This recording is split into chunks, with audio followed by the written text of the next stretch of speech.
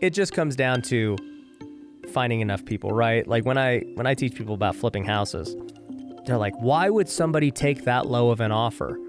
And it's like, yeah, 99% of people won't, but 1% will. And you got to just find that 1% who will. So long story short, I was learning a little bit about this arbitrage strategy. I helped her get a lease.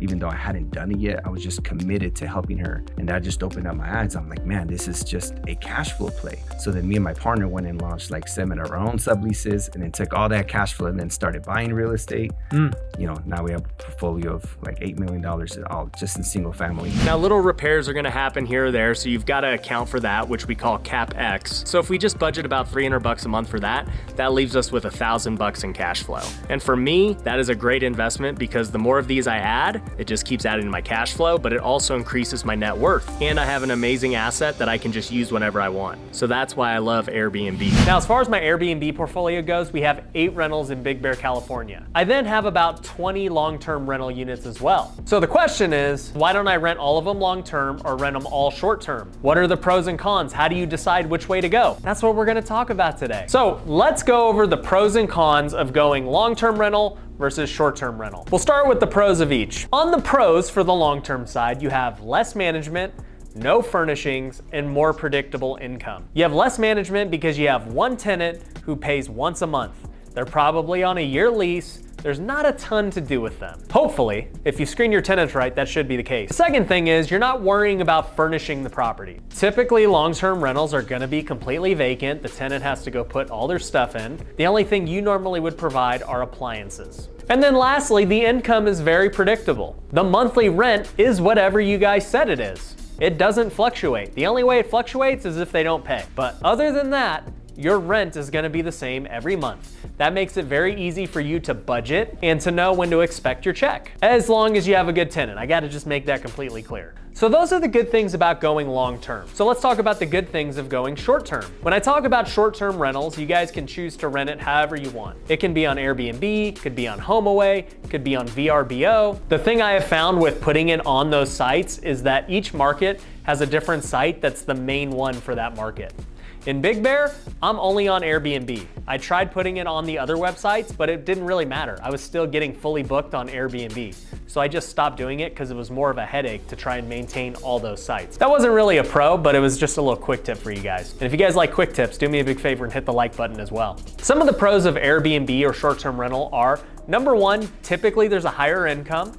Number two, you have the ability to use it.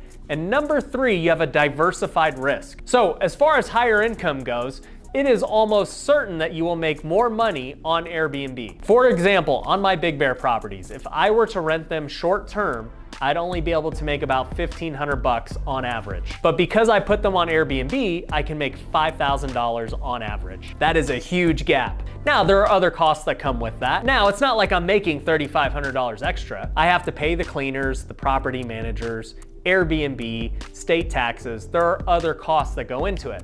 But even once you factor in those costs, typically you're gonna make a lot more on Airbnb. But that is assuming you're picking the right market. If you're picking a bad market for Airbnb, you might not. The second part of that is being able to use it.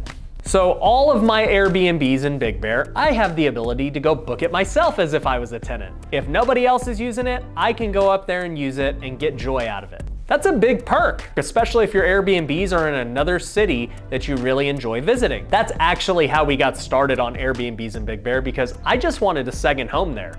It's not like I planned to build this portfolio. I was just buying a home that my wife and I could go visit. It'd be our second home, little vacation home. It'd be cool. And then I saw the returns and it ended up becoming a business. I can't help but make a business out of something that provides great return. But regardless of that, we have the ability to use any of our cabins anytime we want. The last part of Airbnb that is a very good pro is the diversified risk. So what I mean by that is you're having different tenants every single month. So when you have different tenants every month, you're not worrying about whether this guy loses his job or not. You're not worried about evictions. They're only staying there short term and you're having multiple people every single month. We've never had to kick anyone out of an Airbnb. We've never had to go try and get our money. It instantly goes to you from Airbnb after they stay. Now granted, they can file complaints or cancel the reservation or things like that. No business is perfect, but as a whole, I think it's a little less risky because you're not dependent on one tenant making that one payment every month. So let's talk about the cons of each of them. The cons are essentially inversed from the pros of what the other one had. So the cons of long-term rentals would be evictions, not being able to use it, less revenue. Like we talked about with long-term rentals, if your tenant stops paying, you're kind of screwed. You got to go through the eviction process, you're not making money for months until you evict them, and then you better hope that they don't damage it and you got to do all this stuff to fix it up. The eviction process with long-term rentals sucks. The second thing is less revenue. As we talked about before, Airbnb should make more on average than a long-term rental. Third thing is no use. If I go rent out all my Airbnbs in Big Bear long-term, I can't go use them. Somebody lives there full time. I can't just be like, hey, I need you to get out of here so I can go stay in my Big Bear cabin. Thanks, see you later. No, it does not work like that. So think about that with your long-term rentals. The majority of my long-term rentals are in Las Vegas. And I'm okay with that because I ain't trying to go stay in another house in Las Vegas. I got my own house that's better than those houses. But I would have a problem if my Big Bear ones were long-term rentals and I couldn't go to Big Bear and use them. All right, let's go over the cons of Airbnb now. With Airbnb, you have significantly more management, you've got to furnish it, and you've got more laws and regulations. So with managing, your Airbnb is essentially a hotel. You get bookings every single day that you gotta deal with. Your guests have questions and needs that you gotta deal with. You gotta get the cleaners in there after they stay. You are running a legit hotel when you enter into Airbnb. Second thing is furnishing it. I will be completely honest with you guys. I hate furnishing the cabin. That is my number one thing I dislike about the Airbnb model virtually. We have to buy all the furniture in Vegas, get a U-Haul, take it up to Big Bear, furnish the place. It typically takes a whole weekend. It's very exhausting. If you want to watch us do it, I actually did a couple of vlogs on it. You can find them in the description below. But furnishing them sucks, and then you do have to replace them over time. Just like a hotel, the furniture has a lifespan. It gets worn out. You're gonna have to replace it. And that means more money out of your pocket. The last con of Airbnb are local laws. So as I mentioned before, I've got to pay taxes on the Airbnb revenue. That's on top of the normal taxes I pay. I don't have to do that with long term. But also there are all these rules and regulations that come with Airbnb, and every city is completely different. But the point is you typically cannot just go and rent it without the city knowing about it. The city wants their piece and they want to make sure that it's up to their standard. And I'll tell you what, I don't like rules, I don't like regulations. So typically when we're dealing with the city, it's a pain in the butt, but it is what it is. So now that we understand the pros and cons, how do you decide if you're gonna do it or not? I think there are a few things that will help your decision. Number one is gonna be those local laws and regulations. I think that's the very first and foremost thing you're gonna look at. For instance, in the city of Las Vegas, it's pretty much illegal everywhere to have an Airbnb. Why is that? Because they want you to stay on the strip. It ain't rocket science. If you're staying off the strip, you're not gambling and spending money. They want you right there so they can get your money. Airbnb does not help the strip's cause. So I already know if I have a house I'm thinking about doing it, I can't even do it. It's illegal. And if I do it, it's just a matter of time before it gets caught and I get fined and I get shut down. I know many people that have done it. It's just not worth the headache.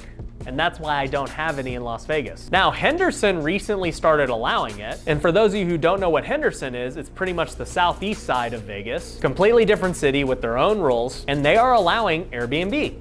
And I know that there are people getting good returns from what I've heard. I haven't looked too deep into it. I might do it one day, but as of right now, I'm not too worried about it. I've got my thing in Big Bear, that's what I'm focused on. So the local laws and regulations are gonna play a huge role on whether you can go Airbnb or long term. The second thing is the ROI. I mentioned before that you've gotta make sure the ROI is good enough to do it. If you have a difference like I have in Big Bear where you're talking 1,500 versus 5,000, yeah, the ROI is gonna be there. But if you're talking about 1,500 versus 2,500 or 3,000, I would personally say it's probably not worth it. You should either choose a different market or go long term. The only way I would take that deal is if I just really wanted to vacation there and I was totally fine dealing with the headache and essentially making the same, but now being able to use it. That's the only way it really makes sense. Which brings me to the third point of, do you actually want to use it? I personally love using mine in Big Bear. If I was gonna go pick a new market to do Airbnb in, I'd have to pick somewhere that has a good ROI, friendly state and local laws, and it's somewhere I like to visit. If it has those three things, then we're good to go. Personally, I have not done it yet because I know how difficult it is to do just one market. It takes the same amount of work to have 8 of them than it does for me to go have one in a completely new market. Because now I need to go build my team. I gotta go get a cleaner, gotta go get a handyman, contractors, I gotta go learn the market. There's a lot of headache with going into a new market. So I would say if you wanna do this, Pick the market you most want to be in and scale that market. I used to have this dream of possibly owning a vacation home in everywhere I wanted to visit. Go own one in Big Bear, own one in Tahoe, own one in Hawaii. But when I realized how hard it was to build it out in one city, I had no desire to open up multiple cities. I'll just go visit those places when I want to go on vacation. I don't need to own real estate there. It's not worth it. So I would be looking at Airbnb more on the investment side than the fulfillment side for the most part. Because it does take work. You are running a business like we talked about. You're running a hotel. And having one hotel in all these different locations is difficult. You're dealing with multiple employees, multiple people, and it's just usually not worth the headache. You're better off just visiting and enjoying the city without owning real estate. We haven't had many Airbnb guys on, but I got a guy who I'll kind of get in the story later, has helped me out a ton when it comes to actually creating Future Flipper. And I always got to give props where props are due. This guy, Future Flipper wouldn't be what it is today without his help. And now he is helping tons of people with his Airbnb program set up their own Airbnbs, do Airbnb arbitrage, and a whole bunch of other stuff. I got none other than my good buddy, Jorge Contreras. You said that pretty good. I know, I tried. I tried to say it because every time I hear you say it, I'm like, okay, I don't want to just say it like how the white guys say it. I know. I don't intentionally say it like that, but when people say, what's your name again? And I'm like, Jorge Contreras. So like, can you say that again? Like, Jorge. I can't say it. Jorge Contreras. All right. So, bro, tell everyone what you do, dude. I teach people how to create Airbnb empires with or without owning real estate. I always try to get people to make it their ultimate goal to own as much, especially now with, learning about all the cost seg and how you can make all your other incomes tax-free. And, but at least for my audience, it's really like new entrepreneurs who are, maybe this is their first business. Their goal is to replace their 9-to-5. So a lot of them are starting with the arbitrage model. Yeah. To first accomplish that. Then once they get out of their 9-to-5, then they start buying to create long-term wealth. Yeah, 100%. I think it's a great way to get started, as a side hustle and then eventually become the main hustle for sure. So yeah, I want to, before we dive into just the ins and outs of arbitrage and everything else, I've never actually talked about arbitrage on, I think, any of my podcast or any of my YouTubes because I'm always about buying real estate, right? And I do think that arbitrage is actually a good way to make money. Tell me about just this loophole with Airbnb. Yeah, short terms. Yeah. So, right again, the IRS looks at rental real estate as passive. The money you make at your business is non-passive. So they say, whoa, there's these two buckets. For you to mesh the two, you got to pass all these rules. So let's say you're like, I'm not like me. I'm not going to do that. I can't mesh the two. I can't be a real estate pro. They literally have, which again, I think this is going to go away. That's why I'm using the term loophole. I'm not using the term loophole as it's bad. I'm all for loopholes if we can find them. This is purely a loophole. In the IRS code, there's a definition of what rental real estate is. And one of them is, it is not rental real estate if the average period of the stay for the tenant is 7 days or less. It's considered transient use property. And then there's even another one that says so we have a client here that they just bought something in the Jewel downtown. They have to do 30-day rental. They can't do less than 7. Because the Jewel won't let them. Exactly. So they got to do midterm. So even at 30 days, that can still qualify in this definition because it literally says, okay, 30 days or less, but you have to provide substantial service like daily turn down, like hotel, have a car for them, a chef for them. Like it's got to be a business, right? Like, or something where they're going to go clean the unit daily, something like that. So if you can pass one of those, you've simply now taken this activity that was really passive and it's non-passive. So that's where if you looked at me as a CPA that wanted to really maximize and I wanted to buy rentals and I wanted to depreciate, I'd have to go the short-term rental route, which is I need to buy the property. The average period, let's just assume, is 7 days or less, so like an Airbnb, and I need to manage it myself for the first year. That's the big thing, too, that everybody forgets. The first year. Because what's the goal here? I want to buy it. I want to furnish it. I want to cost seg. I want to suck all the depreciation out of the first year. At that point, you're like, all right, I'm good. I'll let it ride. Year 2, I'll just hire a property manager, sit back, which I will also caveat, that's not been tested in tax court, and that's why I think this is all going to go away. The IRS is going to catch, whoa, they really did skirt this by, hey, 7 days or less, it's not a rental. I'm not held to all your rules. And so that's what they'll do. It's an active business. It's an active, exactly. And that's where it truly becomes a business once you're doing substantial service is what they call it, which is again, daily service. You have a concierge, a chef, a car. I mean, look, these Airbnb guys are it's an active thing. For sure. Airbnb is by no means passive. Oh, yeah, no, not at all, right, to run that. And that's where a lot of the right is, well, wait, I got to manage it myself. But it's like, okay, do you want the huge tax loss you're about to get?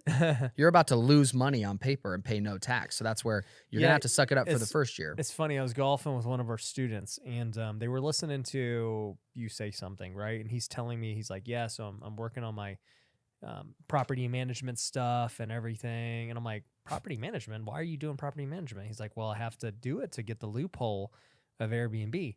And I'm like, you flip houses. You're a wholesaler. Like, you are active. You don't need to do that. He's like, well, I heard Matt say it. And I was like, yeah, he was talking to everyone else, not you. And I was just like kind of dumbfounded because I was like, you're in the program. Like, yeah. But even then though, right? So to note though, what he's probably referring to is you not only have to be a real estate pro, right? If you go the long-term route, but you still have to manage. But again, just for that first year. Because what the IRS is saying is... No, but if you're already a real estate pro, you don't need to manage Airbnb. You do. Why? Yeah, you do. Because the IRS won't consider it to be... You need to materially participate in it. Basically have skin in the game. And that's where they look at it as, dude, this is a passive investment for you. Why would I let you net it against your day-to-day business income? You're not actively in it. That's where you say, well, hey, not only am I a real estate pro, but I materially participate. And that's where there's 7 tests. You got to meet one of them. What he was probably getting at is how he's meeting that test. But well, hold on. So now I might have given him the wrong advice. So give this guy my number. Yeah. All right. Let me take a step back. Let's clarify. Okay. I hope you're wrong because I'm not. I make sure I understand this. Yeah. So as a real estate pro, I flip Yes. houses. I'm an investor. Say I'm a realtor, right? Sell them houses like Serhant. Okay. That's my full-time gig. Yep. 750 hours, right? Yep. I go and buy a long-term rental. I cost seg it. I can wipe out my income, right? Yes, but to do that, you need to materially participate. Well, yes, you can wipe out your rental income, but if you want it to go against your realtor income is where we're really talking now. You have to material participate in any rental. In all of them, unless you group them. So that's another thing. You buy one rental, you have to materially participate, which there's multiple tests. It's probably not as hard as you think.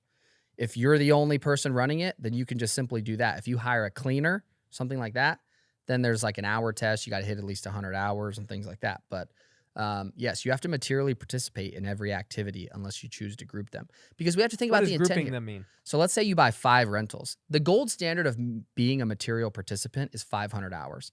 If you buy one single family home, you ain't going to spend 500 hours on this home. I don't care how big the home is. So the next test is you spend 100 hours and more than everybody else. So if you hire a cleaner, you're automatically triggered to that test. You have to spend at least 100 hours and more than them. Then there's a third test, which is what I would classify for my rental out here. I don't have a property manager. I text them when they need something. No one goes to the property. So that's basically substantially all. I do that. So there's 7 tests. You just have to meet one. If I buy 4 rentals, I have to materially, do that in each one. I have to materially participate in each one. So you would say, wait, I have to spend 500 hours in each one? Technically, yes, unless you choose to group them and treat them as one. So in the tax code, you could say, wait, I don't want to materially participate separately in each one. I'll just group all 4 rentals as one, and now I have one 500-hour bucket. What about the 100 hour? Or you could do that test too, but then notice how that gets a little quirky. If you have people going out to every property, you have to track everybody's time. So that's why we say the gold standard in tax is just reach the 500 hours. But some people they won't because the property's so little. So 500 hours comes out to, was it 10 hours a week? Yep, 52 weeks, yeah. I'm like, how does people spend 10 hours a week on That's a why rental? yep. That doesn't make any sense. What most of them are doing is really test 2 and 3, substantially all or the 100 hours. And that's where I tell people. Substantially all? Substantially all is like there's no hour requirement by the IRS. It's basically you do it all. But that's where the second you hire somebody, you move up to that test 2. If you even have a contractor go out there, technically you had somebody else involved in the property. You now need to track their time and you need to hit 100 hours. So you go... Test 2 is the 100 hours. Test 2 is 100 hours more than everybody else. Test 3 is just, hey, dude, I do everything. No one else is involved here.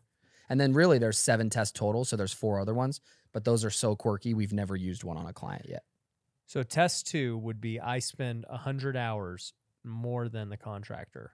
No, you just spend at least 100, and so he could spend 98, and you spend 101. You would meet it. So that would be 2 hours a week. Sure. Because 52 weeks. Exactly. And that's where we just had a client buy a property in Tennessee. She's traveling to it. She's dealing with all the tenants. She's rehabbing it, right? She just flew out there. So all of that time counts too. So It's not that hard in the year you acquire the property, which is the year we care about, because that's when we just want to suck the depreciation out of it. And then hire a property manager, let it roll on from there on. So, I go to Big Bear. I'm going to Big Bear this weekend, right? Yep. So like those hours there. Spending there at your property, walking the property, talking to the tenants, talking to the agents, all count. Yeah. So that's where it's usually not hard. It's that first bucket where they're like, if we even get a client that has read enough into the code where they're like, man, I got to spend 100 hours or I got to spend 500 hours on this. We're like, technically no, but it can get hard to hit. When it gets really easy is when they have a portfolio of properties, you group them, you have one bucket. Now you just have to spend 500 across the entire thing. Or 100. Or 100, but you'd have to watch it because you have, let's say you have 80 properties in the portfolio. Okay. It'd be very hard to spend more time than everybody managing that. Because, right, notice what the IRS's intent here is. They want you to do the most. You need to have the most skin in the game if we're going to allow you to take this tax loss. If you're just going to sit back, collect a check, and hire property management, that's not going to fly. That's their whole intent here with this code. Now, I started building my Airbnb portfolio back in 2017 on accident. My wife and I were looking to buy a second home, preferably somewhere in the forest or on the beach. As it turned out, at the time, we were not ready to buy a beachfront property. We just didn't have the money, and so we started looking in nature. One of our criteria was that we wanted to be close to Las Vegas, so we looked at spots like Brian Head in Utah. We looked at Prescott in Arizona. But the one that we ended up settling on was Big Bear in California. And the reason I really liked Big Bear because I felt like it was really undervalued compared to everywhere else. You had properties that were selling for the same amount as in Brian Head, as in Prescott, and they were significantly less than the bigger spots like Tahoe, like Vail, like Aspen. And not to mention, you can get there in 3 to 3.5 hours from Vegas. So it was a no-brainer on picking that as our location for a second home. And so I started to look for a deal, but to be honest, I wasn't really looking to make a profit on the rental. My whole goal was that if I could just rent it out and have all of my bills paid and then use the cabin when I wanted to, then it was a win in my book, and we had a second home that was essentially free. Well, I ended up buying the first cabin in 2017. We paid $200,000 for it. It was about 900 square feet, 2 bedroom, 1 bathroom, and we ended up putting about $35,000 into the renovation. After I completed the renovation, I ended up refinancing it for around $300,000, and I got the majority of my money back out of the deal, and so it was a very successful BRRRR. Now, doing the BRRRR strategy on it was great, and that was something that I did anticipate happening because I knew I bought it at a discount, but what I didn't anticipate was how lucrative the Airbnb was going to be. On average, that house was renting out for $4,000 a month, and my mortgage was only around $1,500 to $1,600. And so even when you account for management, cleaning, and these other things, you're still cash flowing a significant amount. And so naturally, as somebody who enjoys making money and cash flow, I decided that I'm gonna buy another one of these. Like, this first one has turned out great. Let's see if we can work our magic again. And later that year, I did just that. I bought a house that had a guest house. That ended up being our most profitable Airbnb because it was 2 units. And then I ended up scaling that over the years to 8 properties. Now, during the years of owning those 8 properties, they've gone up over $1 million in equity. Right from the beginning of buying them, I already had built-in equity because I had a good deal, and I would say that it was probably around $1 million. But during this time, the market has gone crazy nationwide, but it has really exploded in Big Bear with other people realizing how discounted it is compared to all these other places. And so in total, I've probably gained $1 million in equity just in appreciation as well. And the reason I share that story is to show you that becoming a millionaire isn't really that difficult. You could take just what I did the last 4 years in Big Bear by itself, and that would have made me a multi-millionaire. I had $1 million of built-in equity on the purchase, I had $1 million in appreciation, and that's not even counting all of the cash flow those houses produced over the last 4 years. So if you were thinking that you wanted to potentially be a millionaire and it was gonna take you all these years of saving, I just gave you a path to do it in just 4 years' time on 8 properties. Now, even though gaining net worth from these properties has been really cool, the part that has stood out the most about Airbnb is the cash flow. So let's talk about what these actually produced the last 4 years. So 2018 was my first full year of renting properties out on Airbnb. and we did $108,000 in gross profit. Now, this $108,000 is not what I netted, that's the top line revenue. The other expenses that go along with that are obviously the mortgages for the properties, the property manager, the cleaners, any kind of maintenance we had with the properties, and then any supplies that were needed for the properties as well. Now, in 2018, when I was figuring out how to do this, my wife and I were actually the ones managing the property. So we did not have a property manager expense. And that's just pure cash flow. It's not taking into account all the appreciation those properties gained, all the depreciation and tax write-offs I got. It's not taking into account all the other deductions I get. So owning rental properties is not just about the cash flow you make every month or every year. There's so much more that goes into it that, in my opinion, is far more valuable than the cash flow. Now, 2018 was a good first year of Airbnb, and it gave me more proof that I was onto something in that market and with our concept for Airbnb.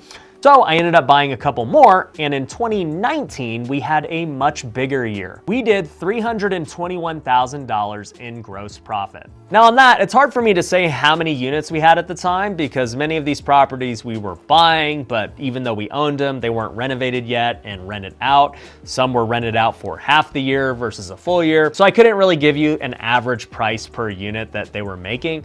But long story short, it was a significant amount of money that we were netting in 2019 from the Airbnbs. 2019 was the first year I hired a property manager.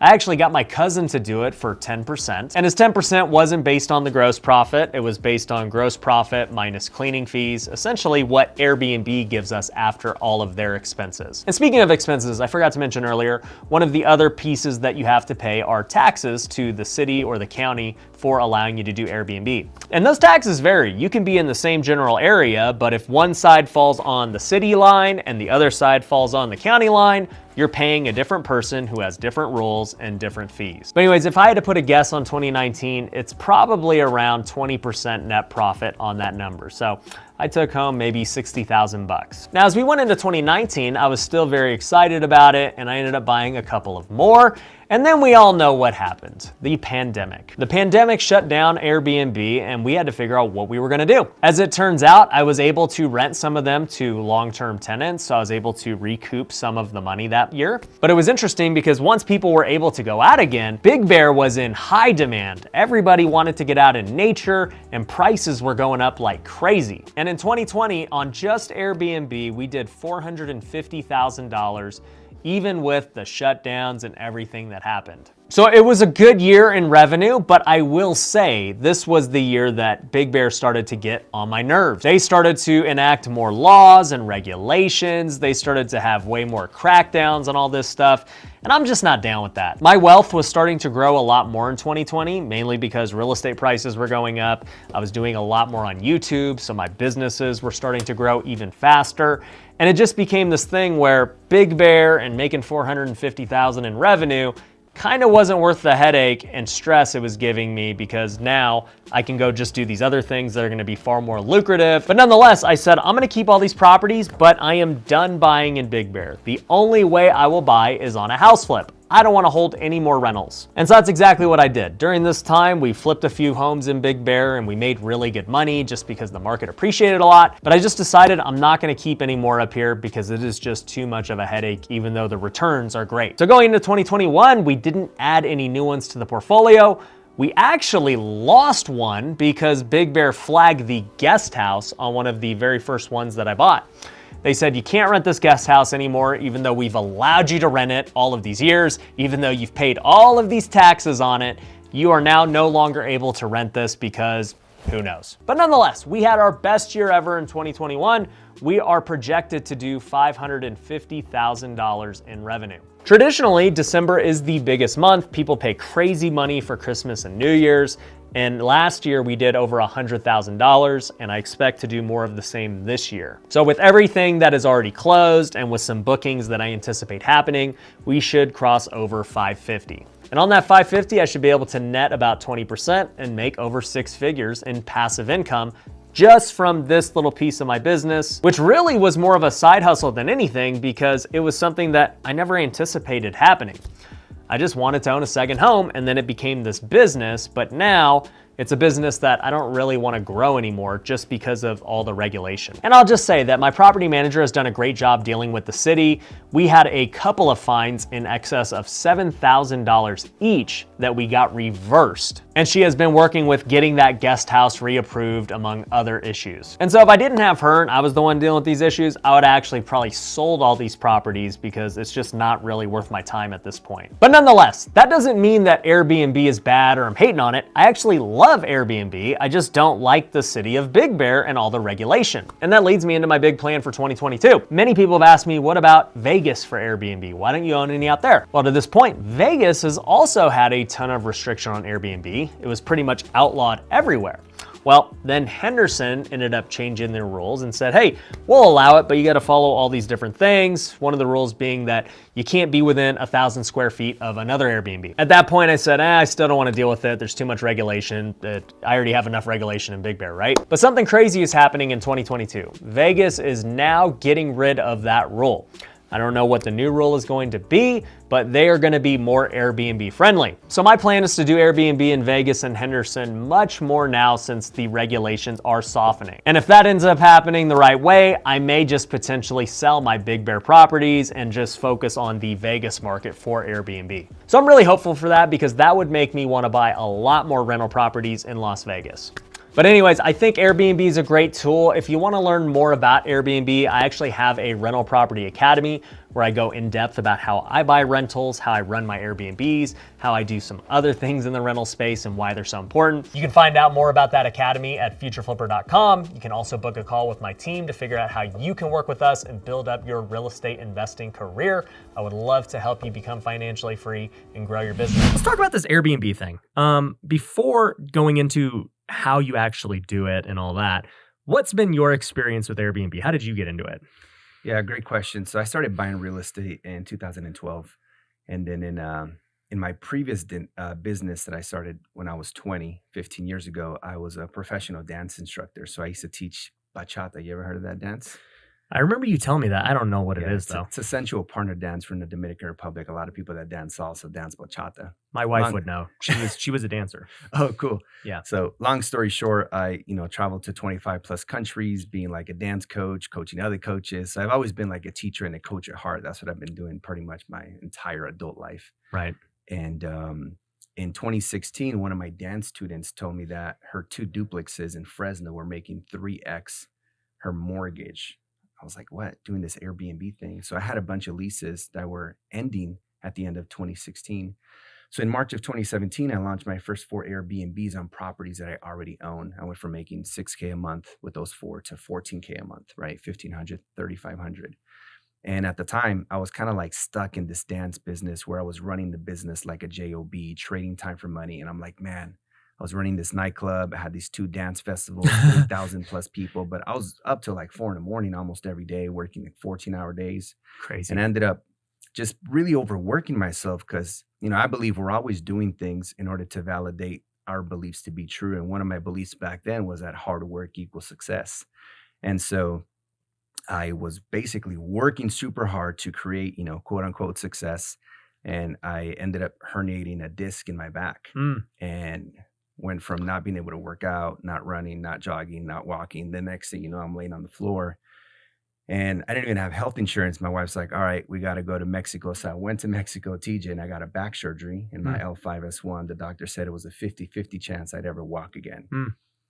So that happened in 2012. And I was like, man, I need to figure out a way to make an income where I don't have to be like trading time for money. And that's where this whole passive income thing was born. So long story short, in March of 2017, I launched those first 4 Airbnbs, created a multiple 6-figure business. 2018, I launched a coaching business. And then in 2019, I had a student. At the time, all my students were buying property and doing Airbnb. And she's a single mom of 2 kids. She had the income, but not the credit. So she couldn't get qualified for a loan. But she was so committed to creating time freedom. She wanted to spend more time with her kids. So I'm like, look, if you get started, like I will find a way to help you create this time freedom so you can, quit your 9 to 5 and spend more time with your kids. So long story short, I was learning a little bit about this arbitrage strategy. I helped her get a lease even though I hadn't done it yet. I was just committed to helping her. And that just opened up my eyes. I'm like, man, this is just a cash flow play. So then me and my partner went and launched like 7 of our own subleases and then took all that cash flow and then started buying real estate. So, now we have a portfolio of like $8 million all just in single family. Mostly me and my wife own them. But that's really how the journey began. And now it's like 9 out of 10 of my students start with the arbitrage model. So I thought because a lot of students actually started using FHA loans and started to do Airbnb, and that's, mortgage fraud. Yeah, you don't do that. So I was speaking to my buddy who was doing all the loans, and I'm like, dude, we can get in trouble for this. He's like, yeah, you're right. We can get in trouble. And I'm like, dude, well, what's going to happen to my coaching business? Everyone's buying and doing that. And so I thought that was going to be the end of it. I wasn't going to be able to coach people anymore. The coaching business was going to go out of business. And then this arbitrage thing just exploded and my business like 10x'd. So it ended up becoming just the next big thing. Right. And for those of you, looking at FHA loans and stuff, I mean, this, let me just preface this and say, obviously neither of us condone mortgage fraud. Yeah. Okay. But I've done YouTube videos before where I've said, look, there's a great strategy of buying a house with an FHA loan. Obviously, like the intent of what you buy the house for is what it is judged on for mortgage fraud, right? Circumstances in life change. If you go and live in it for 6 months, a year, and you're like, look, I want to go buy another house, there's nothing anyone can say to you, right? Like at the end of the day, you wanted to live in it when you bought it, you did, and now you're going to go buy something else and you're going to go make it a rental. Totally cool. So for those of you who might be scared by that and what he's saying, as long as your intent is to live in the home, you'll be fine. Now, if you buy it and your intent right from the get-go is I'm Airbnb-ing this, I'm never going to live in it, then yes, you are committing mortgage fraud and exactly. It's on you. So that's just want to give clarity on that. When you're training them to manage it, like let's just talk about the management aspect of an Airbnb. To me, the first thing is you got to go furnish the place, right? So are you guys helping them with that? So that is the beauty again of the vacation market is that in most of our markets, 95% of them are either already going to be some sort of vacation rental. Now, whether they've been like optimized on Airbnb and VRBO or if they're on like Uncle Ricky's cabinrentals.com, that's, it just depends. But most of them are going to come furnished already. Okay. So you might just have to budget to replace some things or do some sprucing, but you can knock off that huge furnishing line item. So we've got recommendations for all those contractors and designers and things like that if that's the route you want to go. But most of them are going to come furnished. So most of them are already furnished. All right. Yeah. Everyone I've bought, I've gutted. Yeah. So, we bought them at super discounts and put a ton of money into fixing them up and then, furnished them and all that. But what's interesting now too is with the furnishings, it's like, man, the life of the furniture does not last very long with short term. Like, what are you seeing? So I think in our 8 short-term rentals, we've got everything from a studio up to a few 4 and 5 bedrooms. I think we replace 2 beds a year across the board. And we did just have a bed bug incident in one of ours. So we replaced 4 beds and a couch. And but in terms of furniture, it just kind of depends. Like you got to buy decently nice stuff. So like Host GPO has West Elm, which is like a nice middle of the road. West Elm's great. Yeah, like it's gonna last. But if you're buying a bunch of like the cheapest thing you can find on Wayfair that just looks decent, you're gonna be replacing a lot more than if you buy nice sturdy furniture. Mm-hmm. Yeah, I buy out here. I don't even know if they're out in other places, but we've always bought it from RC Willie, which is out here, and I don't know what it is today with inflation, but back in the day, the couches were like $600-700. Mm-hmm. I have a West Elm couch in my house. Actually, it was like a $4,000 couch. Like West Elm's not cheap. No, it's not. And there's typically, if you're buying again in the right market, a lot of them are used to what we call door code culture, where it's like they know you're not there. They punch in the code, deliver the furniture, and leave. So if you can find a local furniture store that's used to doing that kind of stuff, a lot of them have like in-house designers that will just say, oh yeah, this, and this, we'll go put it in for you. Right. Speaking of door codes, man, that is the most annoying thing ever. Where when you get in these markets where like you got to meet them, Big Bear's like that now. Oh, really? I'm like, why? That's obnoxious. What if they get in at 11 at night? Yeah, who's got the time? What are you supposed to do? Like you're just So what do you do? I'm not going to say publicly what I do, but it's stupid. Gotcha. The whole thing is stupid. Yeah, that is pretty dumb. Yeah. I haven't run into that yet. I have been dinged and fined for being a normal, rational human. Yeah. And giving them a door code. Wow. Yeah. Yeah, that's crazy. I haven't run into that yet personally. It's a California thing because I've had to do it on the beach houses I've rented too. Really? Yep. So like there's these property management companies. And so sometimes I've had to go to their, short-term shop and go pick up the key. And that's how I do it. Oh, wow.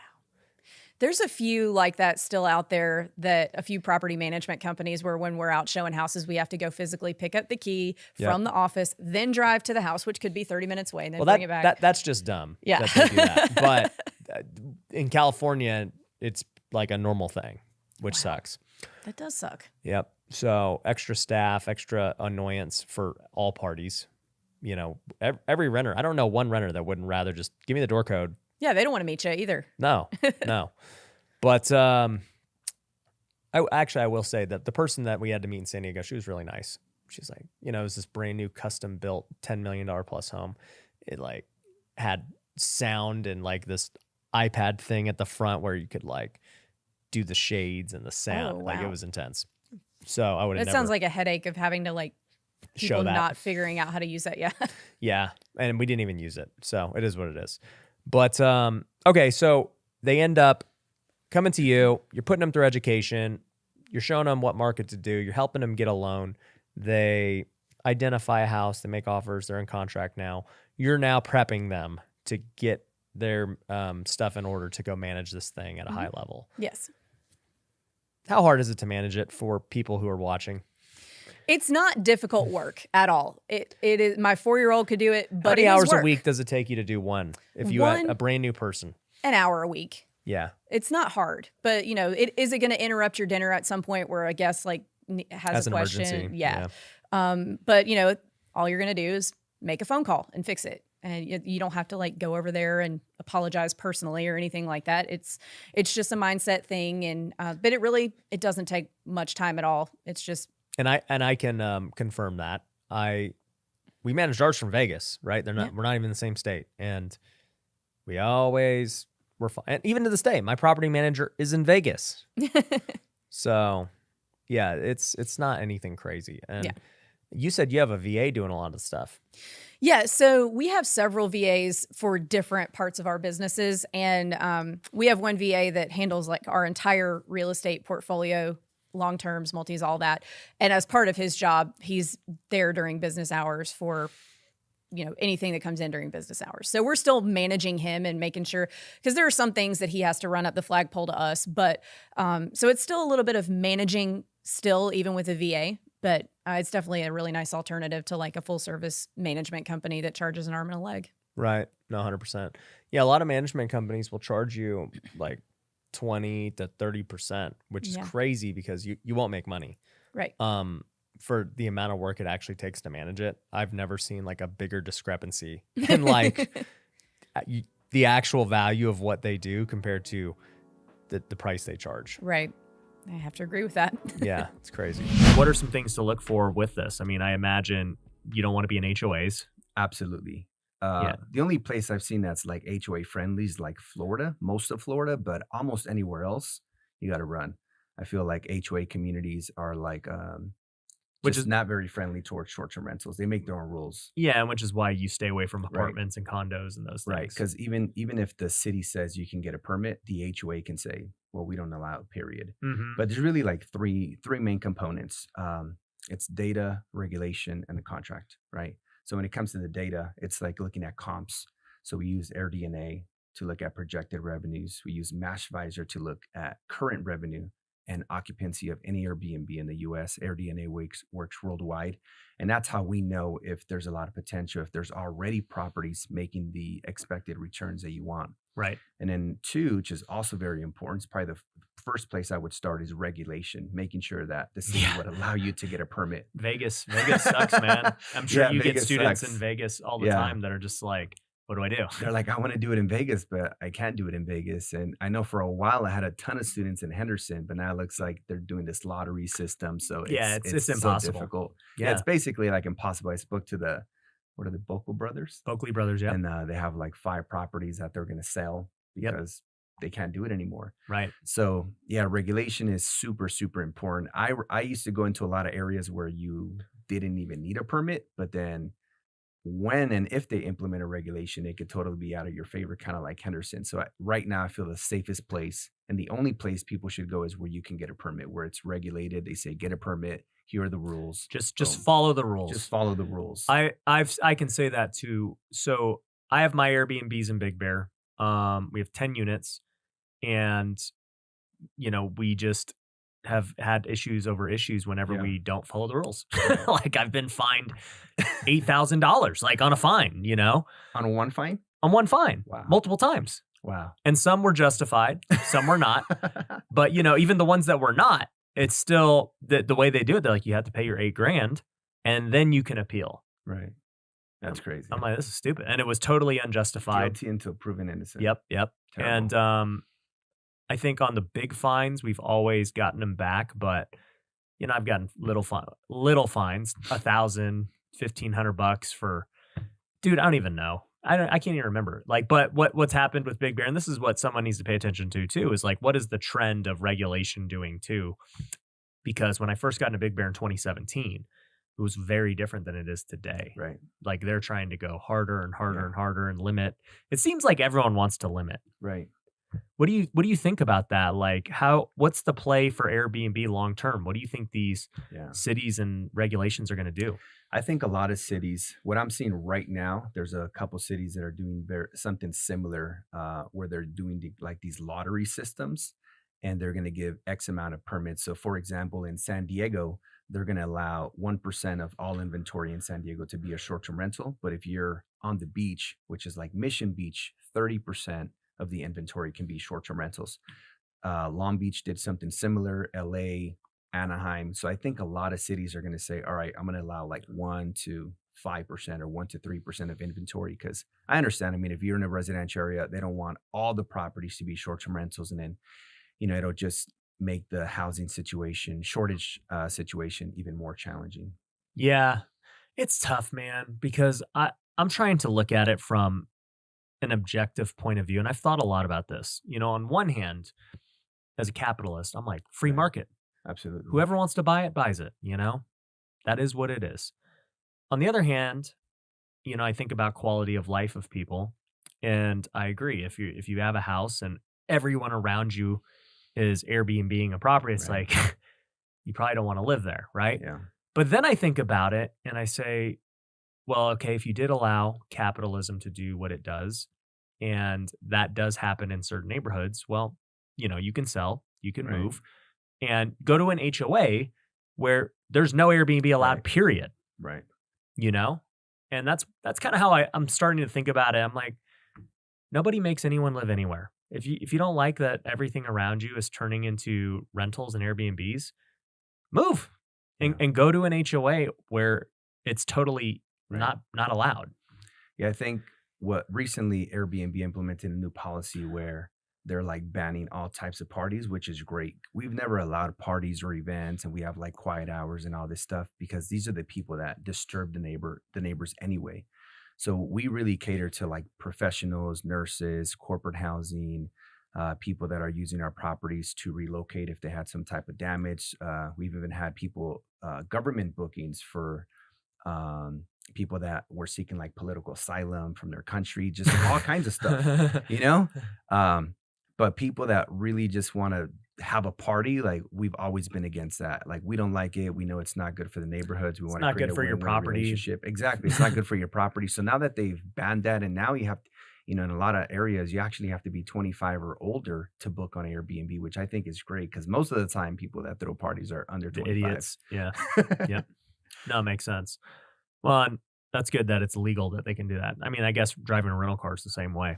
We are actually headed to Big Bear right now to go furnish 2 of our new Airbnbs. If you check out this TikTok I posted a while back, we had all the furniture here in my garage, And now we have loaded it up into this U-Haul, and we're gonna go get them furnished. I'm gonna take you behind the scenes of what it's like furnishing them, why we choose what we choose. I'm gonna tell you about the numbers in the houses, how much we paid for them, what we spent on the rehab, what we're gonna expect to get in cash flow. If you've ever been interested in doing Airbnb, you do not wanna miss out, so make sure you watch the rest of the vlog. All right, so we're on our first road trip with Olivia.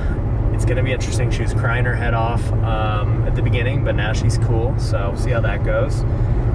We've got Chuck, my father-in-law, driving the U-Haul. I would never trust myself to drive a U-Haul. Like, I wouldn't drive for $1 million. It's too scary. And we're taking the Lexus there, not the Tesla, because I'm also kind of scared of like driving to California and stuff with it, especially Big Bear, because there's no chargers up there, and I don't know how I would charge it. So I'm kind of bummed I don't get to see it drive me all the way to California, but it's all good.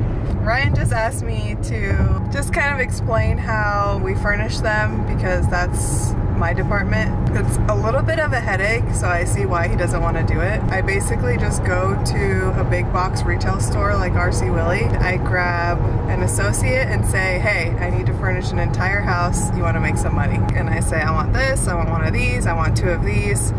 And I just furnish the entire house. For me, I love Airbnbs, but the only thing I hate is this portion of it, the actual furnishing of it, because it's so hard to scale and delegate it, especially in Big Bear, because they don't have big box stores, and how well you furnish it and do the decor really makes an impact on what you're gonna cash flow. And you gotta pick the right things that are gonna be durable and last, but also at the same time be a good value. You don't want to put stuff that's super expensive because it's going to get worn out. You know, when you go to an Airbnb, you don't really treat the stuff like it's your own stuff, so things get destroyed a lot, so you also don't want to spend a lot of money because you're going to be replacing it within a few years anyway. As far as what we expect to spend furnishing a house, I try to do it like I do with flips. I try to go price per square foot, and what I have found is typically it's around $10 per square foot. So we're doing 2 cabins. The first one is 900 square feet, and we spent about $10,000 on that one.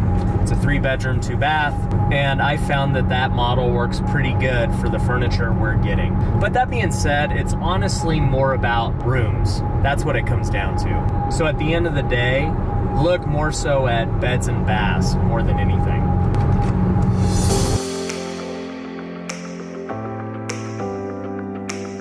This is called Baldwin Lake. As you can tell, there's a nice big lake here. Oh, you don't know what I'm talking about? This actually does become a lake sometimes. And I have actually flipped a home here in Baldwin Lake, which no one else would ever do, but it was a deal that I just knew was too good to pass up, even though it's just this weird little town. We ended up making about $70,000 flipping that home. Crazy. All right, we made it. I've got house number 1 behind me, and this is a super weird house. Take a look. So this is actually called a Quonset hut, and you can see right here, this is what it used to look like. It used to just be a full circle. But at some point, they added this addition over here. So it's got this metal roof. Super quirky. We're actually nicknaming it the Quirky Quonset Hut. So obviously you guys see it's a super weird, circular, but I think it's gonna rent really well because it is so weird. You wanna go to my house? Here's a bedroom. Here's the master bedroom.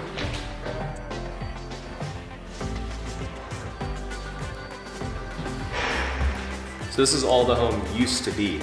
This part I'm about to show you is the addition. So we're installing some shelves in here. We're trying. Yeah. Got this little bedroom, this bathroom. So it's a 3-2 now. All right, so we are now unloading, and the hard part is everything's in one truck. So we don't know which stuff goes to which house. So we have to unload everything in this haul, and then whatever we don't use, pretty much we take to the other house. So that's the tough part. Got our contractor, Greg, helping us out. And yeah, this thing is filled to the brim. Me and baby Olivia get to supervise. Set him on the asphalt, not on dirt. You take 4.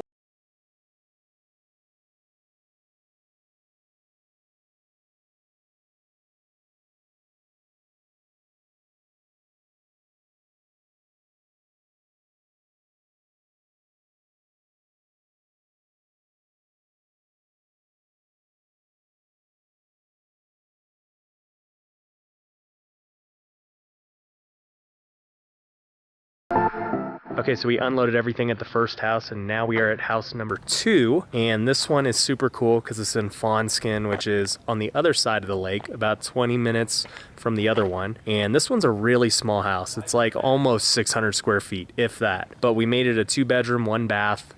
This one was totally fully remodeled. We literally ripped out the roof, the walls, everything. This is actually my first time seeing it. I never saw it originally, so I have no idea what it even looks like. Greg, you've seen it way more than me. I told you to get an 18-wheeler and a chain and pull it down. And blow it over? Well, after what we spent, it might not have been a bad idea. But, you know, we got what we got. All right, so this is my first look at the house. Immediately, it's just all open. I love it. This is gonna have like a little sofa table for your keys and all that stuff. Dude, really great job with the countertop. This is a beautiful top. Anytime you can get the thick counter, it just makes it look so much more high end. But yeah, for 600 square feet, it's laid out great because it's all open and this ceiling is really tall. And then you got bedroom number 1. It's got its own closet over here. Bedroom number 2, this is really tiny, but once again, it's better than nothing. And then in here, you've got bathroom. Just nice, simple bathroom, looks good. That's what I'm saying though, you're wearing contacts. Yeah. So apparently there's a coyote in our front yard somewhere. Should I open the door? Coyote, but it could have been a dog. Now you think it's a dog. Well, we've had multiple bears we've seen while we've been here. He's gone. He's across the street. I'm over here just trying to build the most complicated TV stand ever. I think there's a coyote. This is what I'm building right now. It's like a million pieces. You would think it was from IKEA, but it's not. Okay, it is the end of day 1. My dad's leaving. We have not really put a dent in anything, so I'm supposed to document Ryan working because it never happens. I mean, manual labor never happens. I can't show you guys the before. Just know that there was about 1,000 pieces. Think of like IKEA on steroids. So he's not done yet, but he's almost there. It's pretty impressive, actually. Man, How do you feel? dead. Never again. Never build another thing again in my life. He says that every time I build something. Every couple of years, I do it, and I just freaking instantly regret it. You look jacked though. Thanks, babe. Give you a little pre-tour. There's a cute little wood-burning fireplace. The trash can on top of it. It's small, it's quaint. Hey, Dad. Should I have did the name Quaint Quonset Hut? I did Quirky. Oh. Yeah, that sounds good. Quirky Quonset Quirky's Hut. fine. I'm surprised you even knew what that was. We did this room somewhat. Yeah, I don't see you doing another. Surprised you even knew what Pandora's box was. 45. I mean, I can do it forever. 20 years, your new career will be starting at 45. Baby Olivia's sleeping. She's been so good. Dad's room is all set up. Well, it's not set up, but they're talking about their careers. 38 years old and having a baby and no job. Oh boy. So it's day 2, just woke up, and this is how beautiful it is here in Big Bear. Check this out. Get to just wake up to all these trees just in the mountain. Can't beat it. All right. You need help, Dad? We're in day 2. We're starting to make a dent. So over here, got all the decor. We've unloaded all the kitchen stuff. Mindy's starting to put the kitchen stuff away. We've got a couple of the bed frames done. Chuck's been hanging the curtains and getting the bed frames in. We're making progress. We'll be done by the end of the day for sure. I'm gonna build the coffee tables next once we... You're gonna build them? What? I'm gonna build them. I said I would never build again, but never build another thing again in my life. I told you say that all the time and you still do it. Builds resiliency. Do you guys' husbands do that too? Like you just do all the work? I'm the one that goes shopping and does everything. He puts together one cabinet and all of a sudden he thinks that he's like the reason why the cabinets work. I assemble stuff. Give this video a like if your husband annoys you. We're gonna get a lot of likes. Right now we're headed to dinner.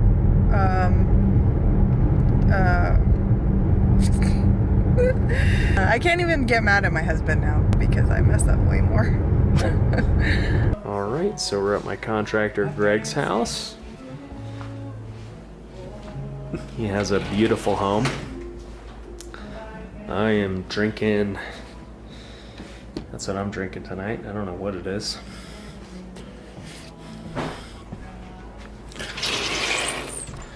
So he told me a cool story. Right behind you. Okay, I'm filming everything. This is Greg's wife, Cindy. Hello. I vlog everything. So this is their garden. Greg was saying that his land used to go here, but then his wife, for Father's Day, bought him this lot. So now they have this whole extra lot. He could store his boat, which he also got 2 Father's Days ago. Look at all that firewood. Well, I guess we're good with that. Greg's famous baked beans. They're award winning. I'm ready. They smell You spicy. changed them yet? No, I haven't. Oh, the chicken looks good.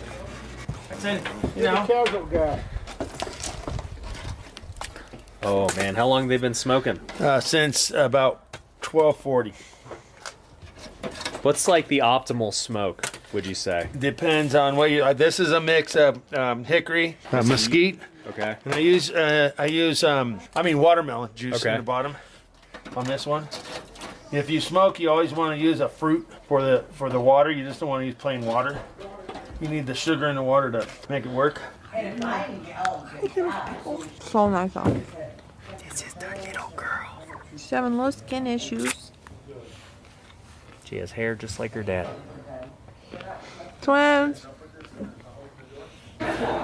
Oh man, I think I'm more excited about the shrimp. That shrimp looks good, man. It does. We like entertaining. All right, so this is day 3. We are done with this cabin. There's gonna be a couple of things that we're gonna ask our contractor to do after we leave, but we're pretty much done here. So we'll show you guys real quick.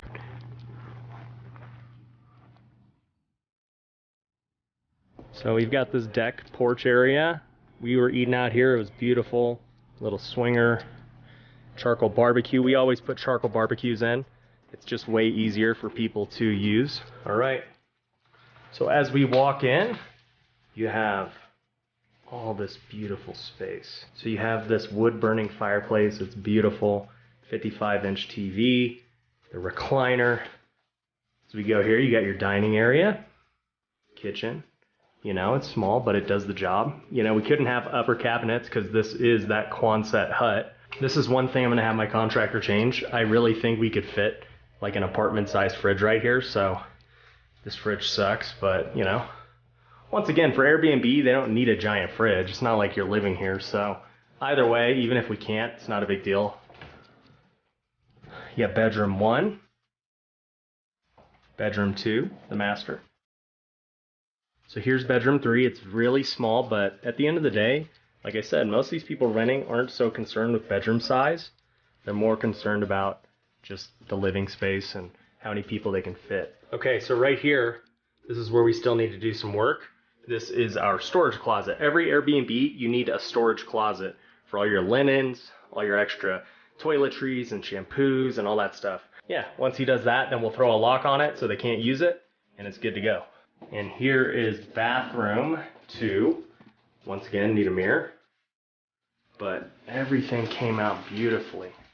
Hey, so I'm really excited with how this house turned out. I was a little scared with it being so weird and quirky, but I think people are gonna really like it with what we've done and its location. It's so prime. So let's talk about the numbers on it. I ended up buying this house for $212,000. We put about $35,000 into it, so I'm in it for $247,000. Now that doesn't count my closing cost, my holding cost, my money cost, all that stuff. I think it's worth about $330,000 right now. So when I go to refinance it into a 30-year loan, I think my appraisal should come back at $330,000 and I'll be able to take 75% of that. That'll put me right about what I'm into it for. When I bought this, I actually used a private money lender to fund the whole purchase. So he's been making interest on this while I've been getting it ready, but it's a small price to pay to own another asset that is gonna pay me forever. My monthly payment will be around $1,700 to $1,800. And the reason it's higher than you might think is because the property taxes are more expensive here, the insurance is more expensive, and I may need to get an unconventional loan for the refinance. So I'm not gonna be able to take advantage of the super low rates that people are getting right now. But even at $1,800 a month, the cash flow is gonna be great. On average, this should rent for $5,000 a month. In the winter, it'll just absolutely kill it and get $7,000 to $8,000. And then in slow months, it'll probably get $3,000 to $4,000. So as far as what'll actually cash flow, if I gross $5,000 in rent, I'll have around $1,000 in cleaning fees. Since this is Airbnb, I gotta get the cleaners in it every time a guest leaves. I also have to cover all the utilities. That will vary month by month, but let's call it $500 a month on average. And I also pay my property manager 10% of the gross rent minus the cleaning fees. So in this case, it would be 10% of $4,000, which is $400. So to sum it up, you take $5,000 in gross rent,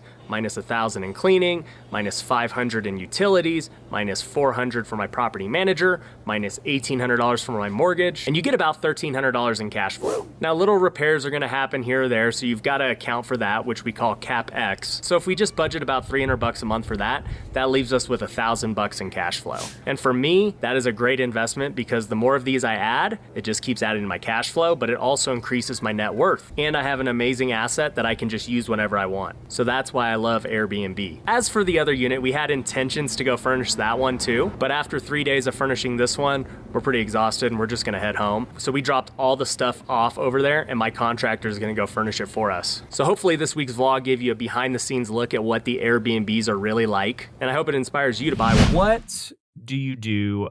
Okay, let's just say you're doing arbitrage, right? Most of the leases are a year. Right. How do you get around that? Because you spend all this time and money furnishing it. Yeah. Like, and then they're like, yeah, you know what? Yeah. We don't want you. How does Yeah. that play out? Yeah, that's a good question. That can definitely happen, right? Somebody might want to sell their property, they want to move back in, or they want to do something else. There's also a lot of landlords, right? Being a landlord yourself, maybe you can agree that once a lease is over, you don't want to have to do some, renovations, take it off, off the rental market, put it back on the rental market, miss out on one or two mortgage payments. So for us, as long as we've taken care of the property, had a great relationship with the neighbors, we've renewed like 100% of our leases since we started the arbitrage side 3 years ago.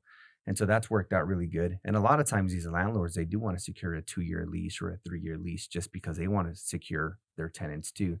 So I think there's always going to be both sides. Some people that maybe want to sell, some Right. people that want to just continue. And I think it's just going to be a numbers game like all real estate. Yeah, I was just wondering if maybe you were wanting to sign 2-3 year leases just because you're putting all the furniture Right. and all this into it.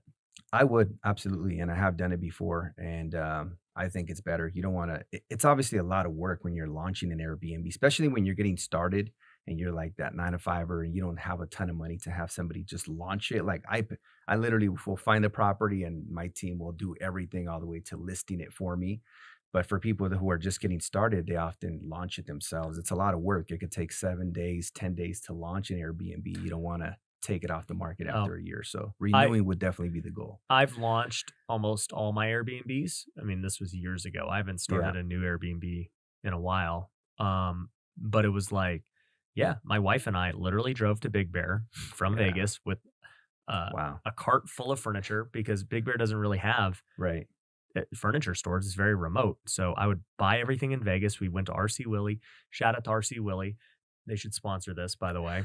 And I would go, we would just bring up this truck full of stuff. That's crazy. And we would furnish it for a weekend. And yeah, everyone she furnished. And It's a lot of It's a lot of work, dude. It's a lot of work. It's a lot of money. Yeah, like that's you how it said. was when we launched our first maybe 8. Man, my wife did all the decor. She would go to Home Goods, all the stores, and man, it was a lot of work. Once you started having kids, it was like, man, she can't do it anymore. So I just started hiring somebody. So now my team will like create the Excel document with the furniture, appliances, decor, supplies. We'll order it, put everything inside, be there when it gets assembled, be there for the photography, and then literally create the listing.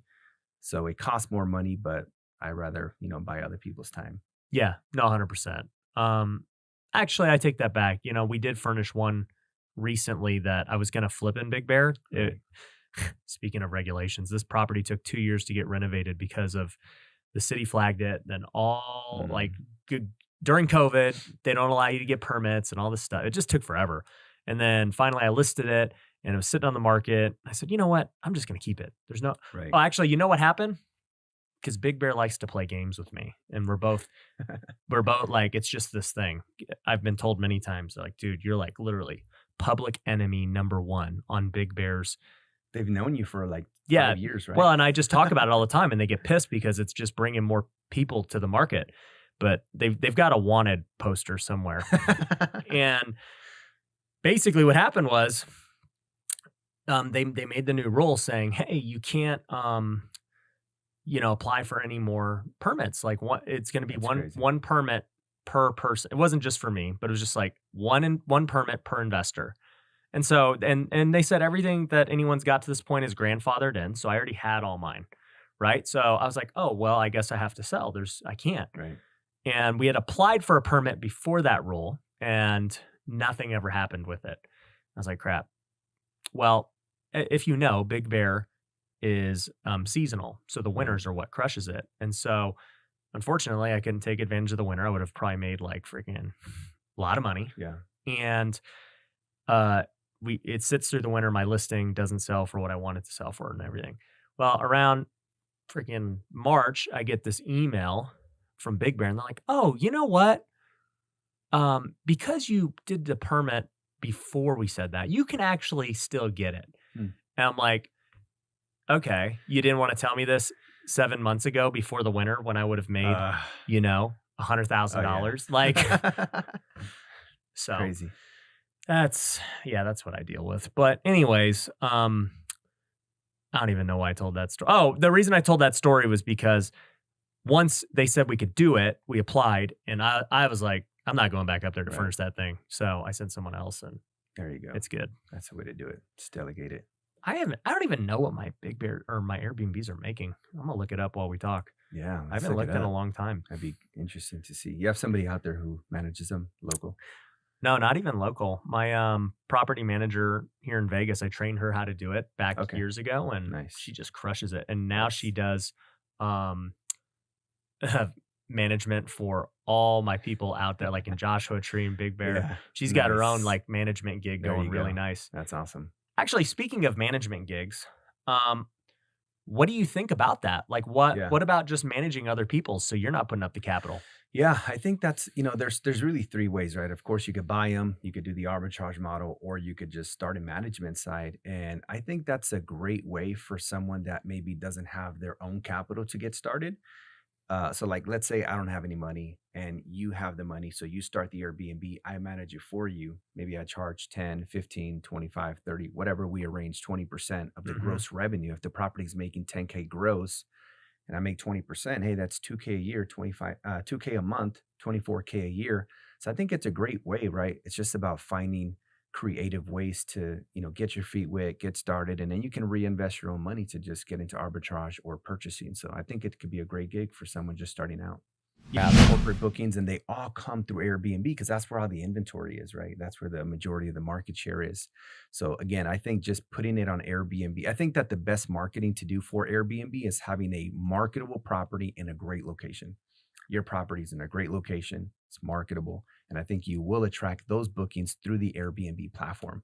Now, there is websites like corporatehousing.com, which is for corporate bookings. And then there's Furnish Finder, which attracts nurses who are traveling for work.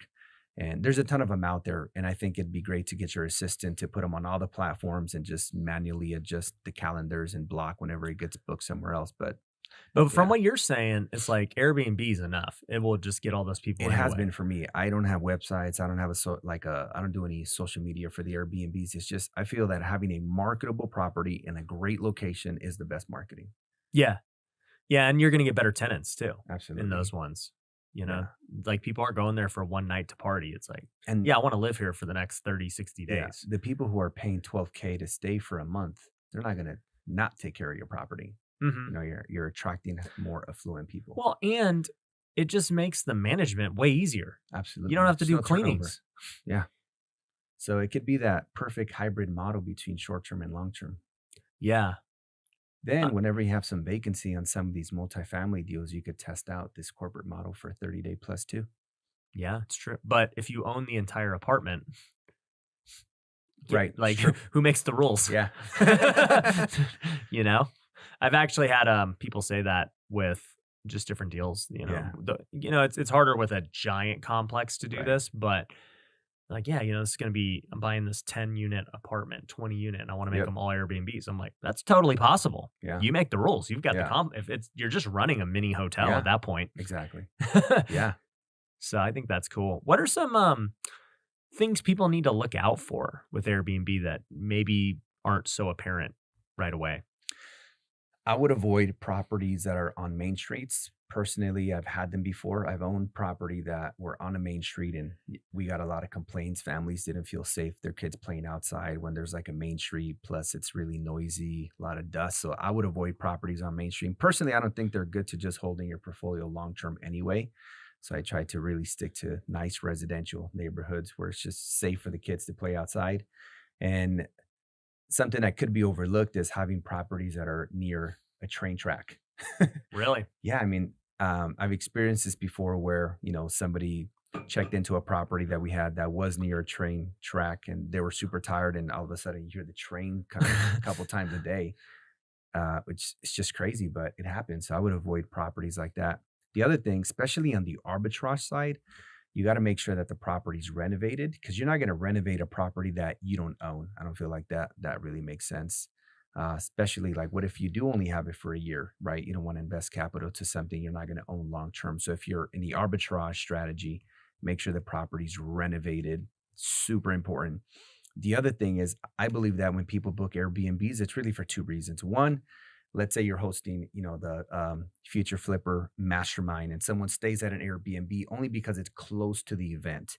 And the other reason is because they want to have an experience in the home without needing to leave the home, right? That's what I call like a staycation experience. That's why our properties actually did good during the pandemic because they had a lot of most of my properties, all my properties actually have pools, spas, game rooms. Yeah, I like it. And so if you could do both where you're in a really good location and be able to create a staycation experience, those are the best types of Airbnbs. Yeah, no, 100%. What do you suggest these people do who are just trying to get started, right? Like, how did they furnish it? How much should it cost? All that stuff. How do they go about it? So it's funny when you talk about balance transfers because my last job was at B of A back in like 2008. And I was a mortgage banker. So I would help people with loans, purchases, refis, HELOCs. But when people wanted to apply for credit cards, we'd always do these balance transfers, right? For anybody that doesn't know, that's where you transfer money from your credit card into your checking account, typically at 0% interest for 21 months. And I think that's a great way to leverage, OPM, the bank's money, to then pay for the first month deposit and even for the furniture and just take the cash flow from the Airbnb to pay off the credit card. And it's like you never had to use your own money. Yep. That's super powerful, right? This is truly how the wealthy operate. Like we still don't use our money, even though we have it because you just can do infinite amount of projects. Right. So I think that is something that people should look into. So if they can get a personal loan, a business loan, a balance transfer, private money, or bring in a capital partner. Right. No, I 100% agree. I think the balance transfer is a great tool. It's obviously how I got started flipping houses. I recently, not recently, but I heard about it within the last year of a website called Plastic, which is really cool. For those you don't know, I think it's spelled PLASTIQ. Plastic should also sponsor this podcast. They should. But essentially, they'll just give you cash for something. Like, so you just put your credit card in for whatever, it's 10 grand. They'll charge the credit card and then you can send cash to wherever. So it's crazy. Really? I'm going to look into that. Yeah. Yeah, check it out. It'll Plastic. It's a great resource for students, great resource for, house flippers too. If you got credit cards and you're like, man, I got to pay my contractors, or, I've got, I need some more cash for a down payment or something, and you've got a big line of credit, you can use plastic. They're going to charge you a fee. Right. But they give you the cash. Yeah. That's awesome. That's legit. That's awesome. I like that.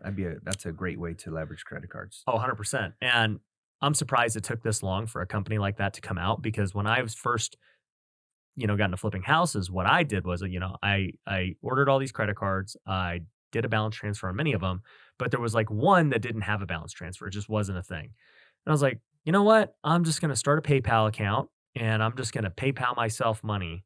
Like, I'm just going to pay myself. And that was what I did. I didn't even know it was like against their terms. And then they flagged my account. They're like, dude, you can't pay yourself, with funds. I'm like, what do you guys care? You made your freaking like percent. Yeah. But I got the money, but they shut down the account. Wow. So, but plastic solves a lot of that. That's awesome. Yeah. I think that's great. Yeah. Anytime you could leverage money to do more deals, that's just great. Because again, at some point, it doesn't matter what you're doing, right? Wholesaling, flipping, Airbnb, at some point you're going to run out of money, and then you can't do deals anymore. So I believe everyone should really make an effort. Like, how do I leverage other people's resources? Yeah, no, 100%.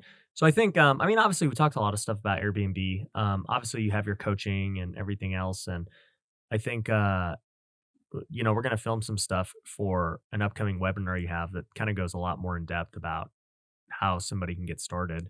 When is that webinar going to be? We do them once a month, so it'll be every month going on. But for the next one, it'll be around the September 22nd, September 20th, whatever that Tuesday is, and then we'll be doing it every month. Yeah, let me look on my calendar right now. So it's going to be on this whatever Tuesday of September. So September 20th. September 20th. So guys, highly encourage you guys. We'll put a link to it down below on this podcast to attend Jorge's webinar, September 20th. You gotta roll your R, bro. Jorge. Yeah, September 20th for his webinar. It'll be amazing. But yeah, dude, look, I know there are a ton of Airbnb guys out there. There's a lot of ways to learn this business. I think it's a business that is going to continue to grow. Yeah. A ton of our students at Future Flipper, Airbnb. And I think for me anyways, just having experience in it, the biggest thing is just for me, like the biggest headache has been regulation. Right. I think that's the first thing everyone should look at. And even if regulations maybe not in your favor, maybe like you're like me, you're in Las Vegas, and it's like, you can't do it, period. Right. You have multiple options. You can say, well, I'm going to go to a market that's close. For me, I chose Big Bear because it was a great market. But you could also do the 30-day plus thing. Right. And I'm going to attempt that. I know people in Vegas who are doing it very well. Right. But there's lots of ways to make money with this. And my prediction is that these cities will come around to it. Yeah. I think that it's just like with any tech, how everybody always fights. The status quo will always fight tech. It's like the taxis fighting Uber. Right. It's all the same. The hotels are fighting Airbnb. They will lose. Yeah. You cannot stop something that has that much momentum, especially when the city can make so much money. So much money. Dude, these taxes and everything. Taxes, local businesses. Yeah. All of it. It creates jobs. It's just a good thing for the economy overall. So I don't foresee cities being able to stop it. They can limit it, but it's going to, like, I envision Vegas getting more accepting as time goes on. Thanks for making it to the end. The good news is I've got another one that I know you're gonna like, and all you gotta do is click it right here, linking it right here. All you gotta do is just click it, and you're gonna see this new episode that you're gonna love.